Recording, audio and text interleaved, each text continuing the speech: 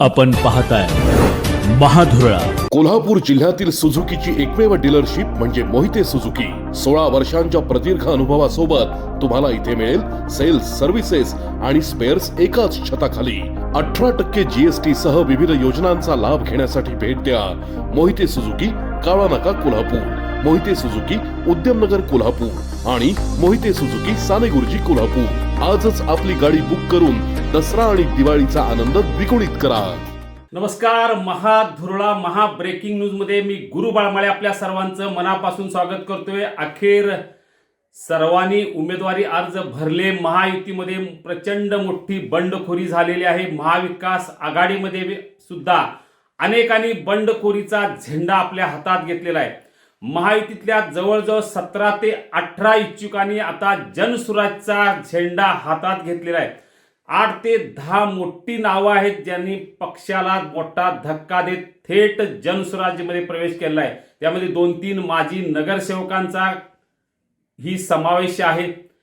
यामुळे भाजपला मोठा भाजप आणि शिवसेना शिंदे गटातलेही काही जणांनी जनसुराजचा झेंडा हातात घेतलेला आहे. कोण आहेत हे आणखीन एक मोठं ब्रेकिंग न्यूज हाती या लागले, पण यानंतरच्या बातमीत मी निश्चित सांगेन. सध्या तरी जनसुराजनं तब्बल 31 उमेदवारांकडे एबी फॉर्म दिले आणि जनसुराज आता तब्बल 30 जागा कोल्हापूर महापालिका निवडणुकीत लढवणार हे नक्की आहे. काँग्रेसचे काही जण यामध्ये जनसुराजमध्ये दाखल झालेले आहेत. आपण यादी पाहूया. जनसुराज्यमध्ये ज्यांनी दाखल झालेले अर्ज भरला त्यामध्ये प्रभाग क्रमांक 10 मध्ये अक्षय विक्रम जरग आणि सुजाता मोहन चव्हाण या दोघांचा समावेश आहे. प्रभाग क्रमांक 11 मध्ये महेश बळवंत बराले आणि अमर संभाजी शिंदे, रमा रतन पचेरवाल, शारदा संभाजी देवणे. यामध्ये शारदा देवणे हे माजी नगरसेविका आहेत. या चौघांनी जनसुराजतर्फे अर्ज भरलेला आहे.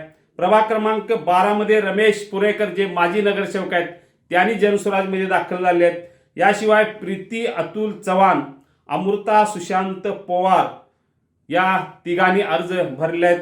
प्रभाग क्रमांक 13 मध्ये मधुरिमा रविकिरण गवळी आणि पद्मजा जगमोहन भुरके.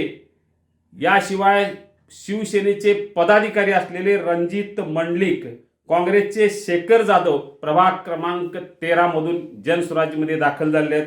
प्रभाग क्रमांक 14 मध्ये पूजा विशाल शिराळकर, जे विशाल शिराळकर हे भाजपचे पदाधिकारी आहेत, त्यांच्या पत्नीने अर्ज भरून जनसुराजमध्ये दाखल झाले आहेत.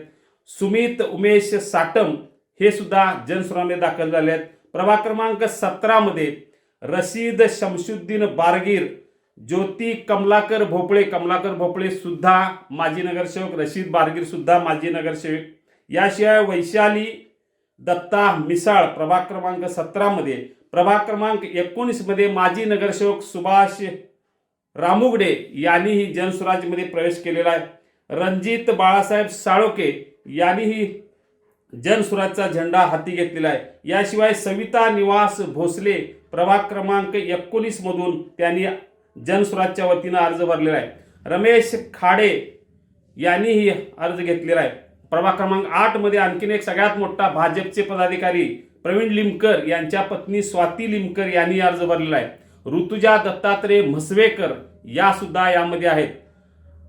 राहुल सूर्यकांत घाटगे यांचाही आता जनसुराजमध्ये प्रवेश झालेला आहे. सगळ्यात महत्त्वाचं प्रभाग क्रमांक 18 मध्ये भाजपच्या संदीप पवार यांच्या पत्नी दीपाली संदीप पवार यांनी जनसुराजमध्ये प्रवेश केलेला आहे.